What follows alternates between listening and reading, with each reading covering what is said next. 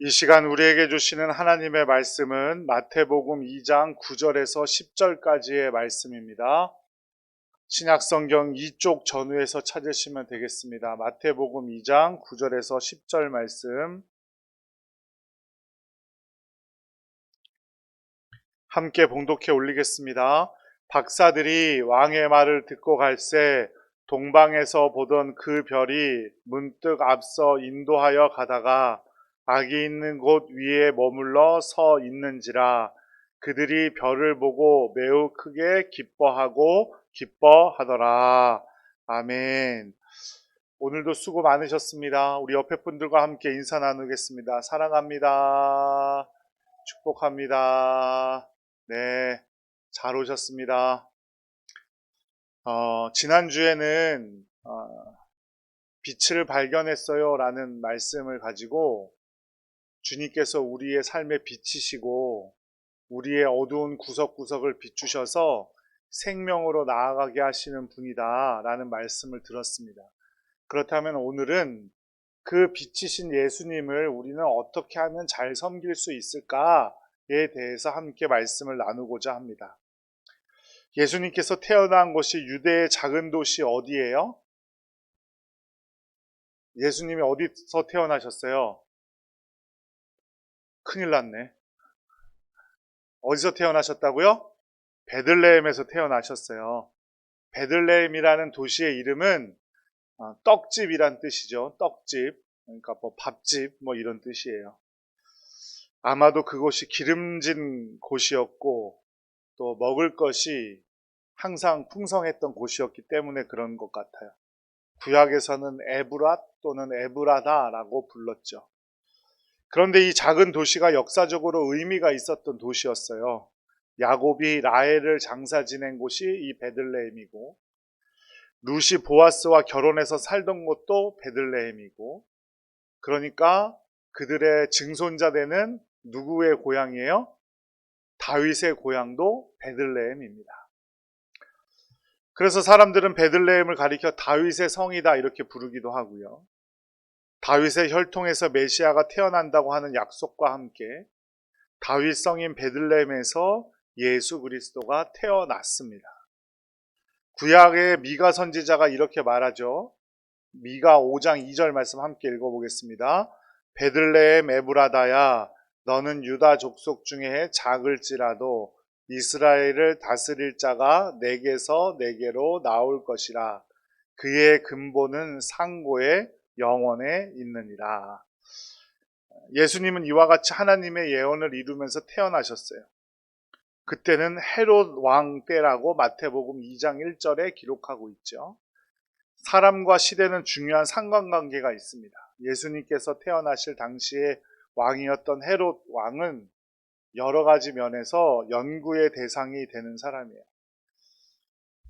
그는 유대인이 아니었죠. 에돔 사람 안티파텔이라는 사람의 아들이었어요. 에돔인이었다고요. 정치적으로나 군사적으로 탁월한 지략과 용기를 가졌던 사람임에는 분명하지만 그는 정신병적인 폭군의 모습도 보였던 사람입니다. 그는 로마 황제에 의해서 기원전 47년에 유대 총독에 임명되었는데 총독으로 임명이 되었단 말이에요. 그런데 끝끝내 정치적 수완을 발휘해서 기원전 40년에 분봉 왕으로 임명이 돼요. 그러니까 유대인들을 다스릴 왕으로 임명이 된다고요. 총독도 따로 있었고. 그리고 예수님이 탄생할 무렵까지 통치하면서 오랜 세월 건자에서 지냈어요. 예수님이 태어날 당시에 이 헤롯 대왕의 나이가 70세였다는 거예요. 유대인이 아니었던 헤롯 대왕은 유대인들의 환심을 사기 위해서 제2성전이라고 불리우는 스룹바벨 성전, 그러니까 포로기 70년을 마치고 돌아온 후 예수아와 스룹바벨이 중심이 되어서 지은 그 성전을 리모델링하고 확장 공사를 하게 됩니다. 그리고 굶주린 백성을 위해서 세금을 감면해줘요. 그리고 자기를 위해 마련된 금 접시를 녹여서 백성들에게 식량을 사서 나눠주기도 합니다. 그러니까 정치적 수완이 아주 좋았던 사람이라는 의미겠죠. 그러나 그의 인격과 성격은 거의 정신병적인 질환을 가지고 있었던 사람이에요. 자기 아내와 장모를 죽였을 뿐만 아니라 장남과 다른 두 아들도 죽였어요. 10명을 헤아리는 아내가 있었지만 근친상간까지 저질렀던 비인격적인 모습을 가진 왕입니다. 윌리엄 바클레이라는 아주 유명한 성경학자가 있는데, 이 사람에 의하면 헤롯 왕이 최후를 맞을 때 유대인, 그러니까 예루살렘 시민 중에서 가장 존경받는 한 사람을 택해서 감옥에 가두어 놓았다가 자기가 죽는 순간 같이 죽이라고 명령을 했대요. 왜 그랬을까요? 그 이유는 이 사람도 자기를 알았던 거예요. 자기의 죽음에는 아무도 눈물을 흘리고 애곡하지 않을 테니까 자기가 죽는 순간에 모든 사람에게 존경받는 사람을 죽여서 이스라엘 백성들로 하여금 눈물을 흘리게 하기 위해서 그렇게 했다는 거예요. 정신병 환자죠. 좀 이상한 사람이에요. 애가. 이러한 시대에 예수님께서 태어나셨어요. 이것은 우리에게 대조적인 두 왕의 모습을 완전히 비교해서 보여주는 거죠. 세상 왕을 대표하던 헤롯 왕, 하지만 인류의 참된 왕이시지만 사람과 함께 하시기 위해서 가장 낮은 곳으로 오셨던 예수님, 동시대에 함께 살게 하셔서 이 두 왕의 모습을 비교하게 하셨다, 이 말이에요. 이런 헤롯 왕이기 때문에 동방박사들에게서 예수님의 탄생 소식을 들었을 때 헤롯 대왕은 결코 가만히 있을 수가 없었을 거예요. 그게 바로 오늘 마태복음 2장 3절에서 8절 말씀에 나온 내용이죠. 자신의 처지가 유대인들에게 결코 환영받지 못할 처지임을 알았던 헤롯 대왕은 자신의 위치를 공격할 수 있는 다른 왕이 태어난다는 것이 너무도 두려웠을 거예요. 그것도 태어나는 왕은 유대인이고 유대인의 왕이라는데 자신은 에돔 사람이잖아요. 유대인들이 얼마나 깔보고 했던 사람들이 에돔 사람인데 유대인들이 에돔 사람에게 다스림을 받고 있다는 사실을 유대인들이 받아들이지 못하고 있었거든요. 그러니까 그 왕이 태어나서 제대로 크면 자기의 위치가 공격받게 될 게 뻔하니까 동방박사들에게 거짓말을 해요. 뭐라고 합니까? 그 왕을 발견하거든 꼭 나에게도 알려달라고. 나도 가서 경배하려고 하니까 꼭 알려달라고 거짓말을 합니다.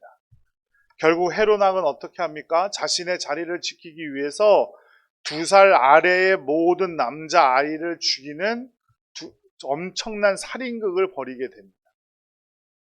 예수님께서 태어나신 때는 인간의 눈으로 보면 가장 불행하고 어두운 때이지만 영적인 눈으로 보자면 가장 변화되기에 알맞은 때이기도 하다는 사실을 우리는 꼭 기억해요. 사람들은 자신이 살고 있는 시대의 탓을 합니다. 그러나 하나님께서 우리를 사랑하셔서 이 시대에 맞는 사명을 주시고 이 시대를 살게 하신다는 사실을 꼭 기억해야만 합니다. 하나님께서 이 교회를 이 시대에 두신 깊은 뜻을 알아야 하죠. 왜 하나님께서 나를 한국 땅에 두셨을까? 다른 곳도 아니고 한국 땅, 대전에 이 동산교회에 나를 왜 두셨을까? 그것도 왜 지금일까?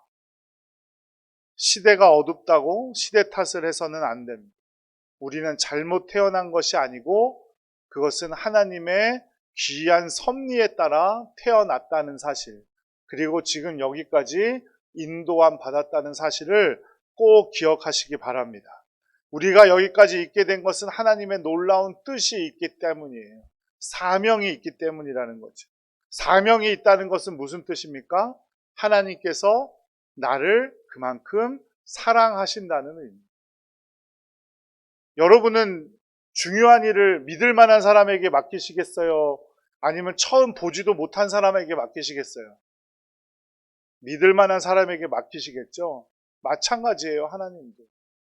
이 땅과 이 교회를 위해서 가지고 계신 놀라운 계획이 있는데 그 계획을 이루시기 위해서 믿을 만한 여러분들에게 맡기시기 위해 지금 이 시대에 이곳에서 여러분에게 신앙생활을 하게 하신 거라. 에스더 4장 14절 말씀에 보면 모르드게가 에스더에게 그 민족을 위해서 나서기를 주저하던 에스더에게 뭐라고 말합니까? 내가 왕후의 자리를 얻은 것이 이 때를 위함이 아닌지를 어떻게 알겠느냐 이렇게 말을 하죠. 여러분, 지금 우리가 이 시대를 살고 있는 것은 분명히 하나님의 뜻이 있음을 믿으시기 바랍니다. 내가 왜 이때에 태어나가지고 그렇다고 그렇게만 생각한다면 얼마나 불평과 불만밖에 없겠습니까? 제가 군대 갈 때 있잖아요. IMF가 터졌거든요. 그래서 매일 우유를 하나씩 줬단 말이에요. 아침에 IMF 왔다고 우유를 이틀에 한 번씩 주는 거예요. 또 1975년생, 1974년생 뭐라고 하는 줄 아세요? 우리나라 역사상 최초로 부모님들보다 부자가 될 수 없는 세대래요. 그런 세대를 제가 살고 있다고요. 그러면 제가 불평만 하고 불만만 하고 있다면 뭐가 바뀌겠어요? 그렇다고? 바뀌는 거 하나도 없게 됩니다. 저희 친구들 전에 학교 다니던, 제가 전에 신학교 다니기 전에 회계학과를 다녔는데 졸업한 친구들 다 전부 여자 아이들이죠. 우리 남자들은 군대 갔다 와서 IMF 이후에서 취직이 안 됐는데 여자아이들은 전부 취직이 너무 다 무슨 은행에 다 들어갔어. 근데 어떻게 됐게요? 은행이 다 망했어요. 그렇다고 아이고 이러냐 저러냐 이러고 살아보았자 변하는 건 아무것도 없더라는 겁니다. 더 중요한 건 그 어려운 일에도 쉬운 일에도 하나님의 뜻은 분명히 존재하며 하나님께서 우리를 향한 뜻이 반드시 있다는 사실을 꼭 기억하시기 바라요. 무의미하다고만 생각하지 마세요. 그건 분명히 의미 있는 일.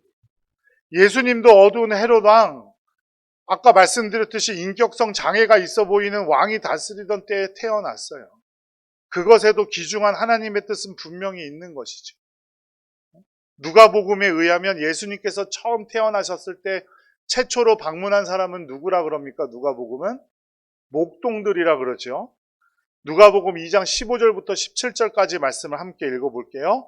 천사들이 떠나 하늘로 올라가니 목자가 서로 말하되 이제 베들레헴으로 가서 주께서 우리에게 알리신 바 이루어진을 보자 하고 빨리 가서 마리아와 요셉과 구유의 누인 아기를 찾아서 보고 천사가 자기들에게 이 아기에 대하여 말한 것을 전하니, 이 두 기록, 마태복음의 기록과 동방박사들의 기록과 누가복음의 이야기를 종합해 보면 우리 왕이신 예수 그리스도는 가장 낮고 천한 곳으로 오셨어요. 그러나 그는 밤새도록 양을 지키시는 소위 소외된 그룹을 대표하는 목자에게도 찬양과 경배를 받으셨고, 가장 존경받는 그룹인 동방박사에게 이르기까지 그들은 경배를 받은 사람이다. 예수님은 경배를 받으신 분이에요. 교회는 이처럼 세상의 기준으로 평가하거나 평가받는 곳이 아닙니다. 가난한 사람이든 부유한 사람이든 모두 올 수 있는 곳이고, 가장 못 배운 사람도 가장 많은 학문을 한 사람도 함께 교제할 수 있는 곳이, 목자냐 동방박사냐가 중요한 것이 아니라는 거죠. 중요한 것은 하나님의 아들께서 인간의 몸을 입고 모든 인류의 죄를 대속하시기 위해 이 땅에 오셨고, 그 주님께서 우리에게 반드시 그 목적을 가지고 계시다는 것, 사명을 가지고 계시다는 사실을 꼭 기억하시기 바랍니다. 그래서 우리가 그렇게 우리에게 사명을 품고 계신 주님께 감사함으로 찬양과 경배와 존귀와 영광을 돌리기 위해 모인 곳이 바로 교회이고, 그것이 바로 인류의 역사여야 한다는 겁니다. 하나님께서 인간이 되어 이 세상에 오셨다는 말은 간단한 문장이지만 놀라운 은혜임이 분명합니다. 이 은혜를 아는 사람은 내가 세상에서 어떤 사람인지 따지지 않게 됩니다. 그리고 그 입술에 찬양과 경배만이 가득하게 됩니다. 우리가 새벽 기도를 통해 지금 보고 있지만 요한복음서에서는 그것이 바로 뭐라고 말하고 있냐면 영과 진리로 하나님을 예배하는 것이라고 말하고 있습니다. 하지만 현대교회의 문제는 예배의 주인이 예수님이 아니라 사람이 되어가는 것에 문제가 있어요. 예배가 하나님께 드릴 찬양과 경배가 되어야 하는데 사람의 스트레스 해소 창구가 된다든지 개인의 만족을 위한 신비주의적인 무슨 행사가 된다든지 아니면 정치적인 선동의 장이 된다든지 그것도 아니면 도덕적이거나 그냥 교약의 덕을 쌓는 인문학 강연과 같은 그런 것이 되어서는 안 된다는 것. 그렇게 예배가 변하니까 세상적인 사고방식, 세상적인 방법, 세상적인 태도가 교회 안에 그대로 들어오게 되어서 하나님의 말씀인 성경보다 하나님을 경외하는 일보다 세상의 기준을 더 중요하게 여기게 되는 것입니다. 오직 거룩하신 하나님께 경배하고 찬양하기 위해 세워진 사람이 누구라고요? 저와 여러분이고, 그리고 그것을 위해 모인 이곳이 뭐라고요? 교회이고. 그러니 우리는 예배 가운데 반드시 하나님을 만나고 돌아가야 합니다. 기쁨이 넘쳐야 하고 주님의 능력을 체험할 수 있어야 합니다. 교회의 기준이 변하는 것처럼 예수님의 탄생을 앞에 두고도 각기 다르게 반응한 세 종류의 사람들의 모습을 볼 텐데요. 그 모습을 통해서 우리의 모습은 어때야 할지를 좀 오늘 우리의 모습을 좀 점검할 수 있는 시간이 되었으면 좋겠습니다. 첫째는 헤롯 왕과 같은 사람들이 있겠죠. 겉으로는 환영하지만 속으로는 저주하고 저기에 찬 태도를 보여주는 사람들이. 오늘날 교회에 대해서, 기독교에 대해서 저기에 찬 비판을 하는 사람들이 부쩍이나 많아졌어요. 예수님에 대해서도 불경스러운 태도와 말을 아무런 양심의 거리낌 없이 하는 사람들이 있습니다. 둘째는 종교적으로 전문 직업인인 제사장과 서기관들처럼 무관심한 반응을 하는 사람들이 있어요. 예수님에 대해서 무관심해요.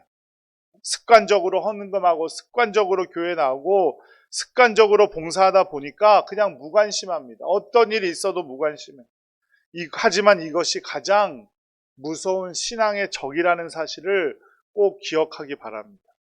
교회에 잘 나오니까 무슨 권면을 할지도 모르겠어요. 그러나 습관에 파묻힌 사람들은 하나님의 아들인 예수 그리스도께서 이 땅에 오셨다는 소식을 듣고도 흥분하지 않아요.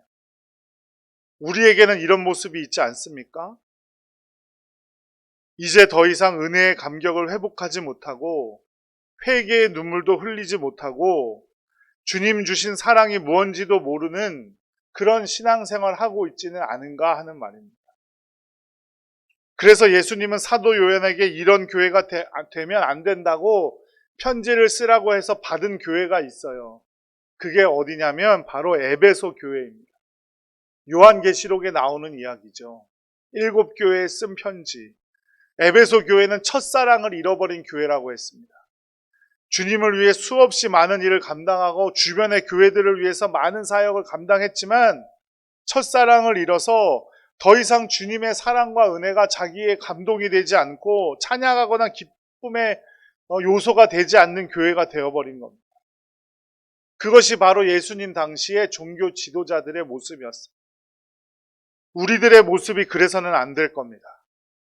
지금도 주님의 은혜를 구하고 그 은혜를 만날 수 있도록 주님의 은혜를 사모하고 간절히 구하고 그 사랑의 역사를 구하는 성도들이 되시기를 간절히 축복합니다. 세 번째, 예수님의 탄생 앞에서 동방박사와 같은 사람들도 있었습니다. 어딘지도 모르는 먼 길을 찾아와 그 고생이 있었기 때문에 감격과 기쁨을 누리는 사람들이 있었다라는 거예요. 아무도 박수치는 사람들은 없었지만 그들은 예물을 드려 예수님을 경배했고 주님을 찾아왔어요. 이 동방 박사들에 대해서는 정확한 기록이 없어요. 페르시아인이란 말도 있고 아라비아 사람이란 말도 있고 요즘은 인도 사람이라는 말도 있어요. 전설에 의하면 이 동방 박사들 중에서 예물을 드린 세 사람의 이름이 가스파르, 메르키오르, 바르타사라고 하는데요. 이 사람들은 별을 연구하던 점성술사였는데 별을 유난히도 반짝이던 한 별을 보고 그 별을 쫓아왔더니 베들레헴까지 왔다는 거예요. 여기에는 뭐 아무런 정확한 근거가 없어요. 그냥 옛날 전설과 같은 이야기. 근데 분명한 것은 베들레헴 동쪽에서 왔고 그들은 아기 예수를 만나기 위해서, 유대인의 왕을 만나기 위해서 먼 길을 왔다는 겁니다. 어떤 희생도 감수하고 왔다는 거예요. 이들을 통해서 우리는 예수님을 어떻게 경배해야 할 수 있는지를 배울 수 있습니다. 오늘 말씀의 제목처럼 어떻게 빛을 따라가는 우리들이 될 수 있을까? 바로 이 동방박사들의 모습에서 배울 수 있음을 꼭 기억하시기 바랍니다. 첫째, 동방박사들은 죽음을 무릅쓰고 모든 것을 포기하고 먼 길을 찾아왔어요. 예배란 하나의 종교의식이 아니라 생명을 바쳐서 하나님을 만나는 결단이고 헌신이라는 사실을 꼭 기억하시기 바랍니다. 동방박사들은 예언대로 유대인의 왕으로 나신 인류의 메시아를 경배하기 위해 생명을 바치고 모든 것을 다 포기하고 먼 길 베들레헴까지 왔습니다. 그들의 목적은 오직 하나였어요. 마태복음 2장 2절을 지금 찾아서 눈으로 이렇게 보세요. 목적이 뭐라고 되어 있습니까? 하나예요. 경배하기 위해서라고 했습니다. 이처럼 하나님을 만나는 것, 하나님을 경배하는 것, 참된 헌신이 있어야 합니다. 높으신 보좌 위에서 인간의 죄를 씻어주기 위해서 이 땅에 찾아오신 예수님, 그 예수님을 만나기 위해 헌신이 필요한 거예요. 핑계 같지만 목사가 설교를 얼마나 잘하느냐에 따라서 은혜를 받는 것 아닙니다. 어떤 태도로 하나님을 만나러 오느냐에 따라 그 은혜는 결정 나는 거예요. 동방박사들이 별을 따라 그 먼 길을 올 때 그들은 죽을지도 모르고 도둑들을 만날지도 모르고 다 가지고 있는 것을 빼앗길지도 모르는 길이었지만 그들은 경배하기 위해 무작정 별 하나를 보고 생명을 다해 길을 떠났어요. 우리는 예수님을 만나러 오는 예배의 자리에 어떤 마음가짐으로 참석하고 있으십니까? 그저 주일이니까 오는 거고 수요일이니까 오는 겁니까? 여러분의 생명을 걸고 하나님을 만나기 위해 애쓰는 이 예배의 자리가 되기를 간절히 축복합니다. 어떤 희생의 대가를 치르더라도 나는 이 예배 시간에 하나님을 만나겠다는 마음으로 결심하고 이곳을 찾아오시기 바랍니다. 그럴 때 하나님께서 반드시 만나 주실 줄로 믿습니다. 서울의 오래된 유명한 교회에 한 장로님이 계셨어요. 그런데 이 장로님의 간증의 내용인데 이 장로님이 사업에서 쫄딱 망하게 된 거예요. 너무 바빠서 예배 생활도 제대로 잘하지 못하고 자신의 모습을 반성하게 됐어요. 자신의 집은 안산이었는데 서울에 살다가 망해서 쫓겨가서 안산이라는 곳에 자리를 잡게 된 거예요. 새벽 기도를 나가야겠다. 안산에서 서울까지 차로 빨리 오면 한 30분이면 와요. 근데 그 교회까지는 빨리 오면 45분 정도가 걸리는. 매일 새벽 기도에 참석하기 시작해요. 매일 새벽 기도에 참석하기 시작해요. 그렇게 하나님의 뜻을 구하고 하나님의 말씀을 구하는데 쫄딱 망했잖아요. 그러니까 기름값이 너무 부담이 되는 거예요. 어떻게 하지 고민을 하다가 전철을 타고 오기로 결정을 했어요. 근데 전철이 안 다니잖아요. 새벽 5시에 전철이 안 다녀요. 서울도. 5시 예배 새벽 기도회니까 안산에서 올라면 4시에는 출발을 해야 될 텐데 그래서 그 전날 저녁에 교회를 오는 거예요. 전철을 타고. 막차 가까이 타고 와서 교회에서 철야를 하기 시작했어요. 그 철야 기도 중에 하나님께서 길을 보여주셔서 다시 재기하게 되었다라는 간증이 있어요. 물론 우리가 지금 당장 그렇게 한다고 해서 다 그렇게 되는 거는 아니겠죠. 물론 그렇게 될 수도 있지만 아닐 수도 있어요. 중요한 건 내가 어떻게 그 예배의 자리를 지키겠다고 다짐하고 있느냐, 내가 이 예배의 자리를 어떻게 생각하고 있느냐에 따라 우리의 인생이 바뀌게 된다는 사실을 꼭 기억하시기 바랍니다. 두 번째로 예배에는 순종하겠다는 진실한 마음이 필요해요. 동방 박사들은 하나님의 말씀에 순종했어요. 예물을 드리고 모든 것이 다 끝났죠. 그때 이 동방 박사들은 이런 말씀을 듣습니다. 마태복음 2장 12절 함께 읽을게요. 그들은 꿈에 헤롯에게로 돌아가지 말라 지시함을 받아 다른 길로 고국에 돌아가니라. 헤롯 왕이 뭐라 그랬어요? 나도 유대인 왕 만나면 경배할 테니까 나한테 꼭 알려달라고 얘기했는데 그게 거짓말이라는 사실을 알아버린 거예요. 그래서 동방 박사들은 어떻게 했다고요? 순종했어요. 거기에 순종했다고.